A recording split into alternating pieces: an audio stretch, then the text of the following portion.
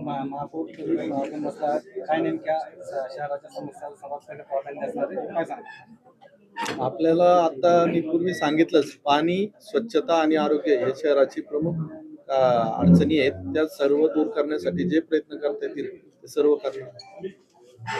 महानगरपालिकेच्या ज्यावेळेस निवडणुका झाल्या भ्रष्टाचाराचा एक मुद्दा खूप मोठा होता. काय चौकशी लागणार आता मला सर्व प्रकारची माहिती घ्यावी लागेल. मी पहिल्यांदाच एवढ्या मोठ्या पदावर किंवा एवढ्या मोठ्या अहद्यावर मी काम करत आहे. मला संपूर्ण प्रकरणांची माहिती घ्यावी लागेल, त्याच्यानंतर तो निर्णय घेतो. महापालिकेतील आरोग्याचा प्रश्न खूप बिकट आहे. तुम्हालाही माहिती आहे की गाड्या बरोबर येत नाहीत, गाड्यांची बिघड होते. याबाबत सगळ्यात जास्त हा महत्त्वाचा मुद्दा तुम्ही कसा हाताळणार? आरोग्य व स्वच्छता, आरोग्याच्या बाबतीत स्वच्छता आरोग्य आम्ही सर्व अधिकाऱ्यांची बैठक घेणार आहे आणि हॉस्पिटलला सुद्धा जे जे आपल्या पिंपरी चिंचवड शहरातील मोठे मोठे हॉस्पिटल आहेत, वायसीएम असेल, थेरगाव असेल, जे जे तिथं सर्वीकडे मी स्वतः जाऊन व्हिजिट करणार आहे आणि ज्या अडचणी असतील त्या अधिकाऱ्यांशी चर्चा करून त्या सोडवण्याचा प्रयत्न करू. नागरिकांना जो आता सध्या दिवसाआड पाणी पुरवठा होत आहे, डेली पाणी पुरवठा होणार का काय आश्वासन आहे?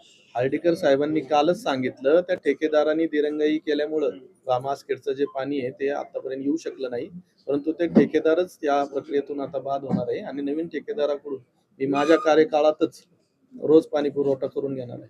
भाऊ, आज खरं तर महापौरांपदी तुम्ही आज बसला आहात. अशी कुठली व्यक्ती आहे की त्यांना तुम्ही आज आठवण करणार? स्वर्गीय अंकुश भाऊ लांडगे यांच्या पुण्याईमुळं भारतीय जनता पक्ष या शहरातील आमदार आदरणीय महेशदादा लांडगे, आदरणीय शंकर शेठ जगताप, बापू काटेंनी सुद्धा मनाचा मोठेपणा दाखवला, आदरणीय अमितजी गोरखे, उमाताई खापरे आणि आमचे सर्वच भारतीय जनता पक्षावर मनापासून प्रेम करणारे आमचे सहकारी, सर्वांच्या आशीर्वादाने, सर्वांच्या सहकार्याने मला आज ही संधी मिळाली आहे. भाऊ, एक तरुण महापौर जो आहे तो पिंपरी चिंचवड शहराला मिळाला आहे. काय विजन असणार आहे तुमचे आता?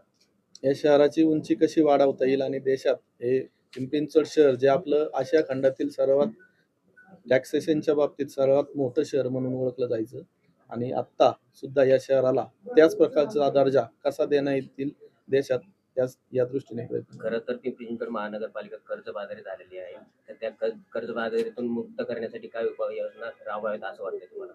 आता भारतीय जनता पक्षाचंच सरकार आहे, त्यामुळं त्या आयुक्तांशी चर्चा करून आता सध्याची बजेटची परिस्थिती पाहून वरिष्ठांकडून सुद्धा मदत घेऊन जास्तीत जास्त सुविधा येथील नागरिकांना कशा देण्यात येतील यासाठी पिंपरी चिंचवड शहरात अनेक विकास कामे व्हावेत म्हणून राज्यातून किंवा केंद्रातून निधी आणण्यासाठी काय प्रयत्न करा? हा त्यासाठीच मी मुख्यमंत्री साहेबांना भेटून या शहराच्या गरजा, प्राथमिक गरजा सांगणार आहे आणि मुख्यमंत्री सहाय्याने निधी असेल किंवा मुख्यमंत्री